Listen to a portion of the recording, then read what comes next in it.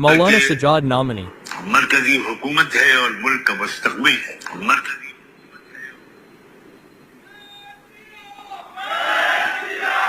आता वोट जिहादचा नारा दिलाय, वोट जिहाद। आणि वोट जिहाद के सिपासलार कोण आहे तुम्ही ऐकलाय। आणि या वोट जिहाद करता हे त्या उलेमांचे तलवे चाटतायत आणि या ठिकाणी सांगतायत दंगेखोरांना आम्ही सोडून देऊ। जर या ठिकाणी वोट जिहाद होणार असेल तर माझं तुम्हाला आव्हान आहे, आता मतांचं धर्मयुद्ध हे आपल्याला देखील लढावं लागेल। सलामती की दुआएं। महाराष्ट्र के डिप्टी चीफ मिनिस्टर फडणवीस साहब ने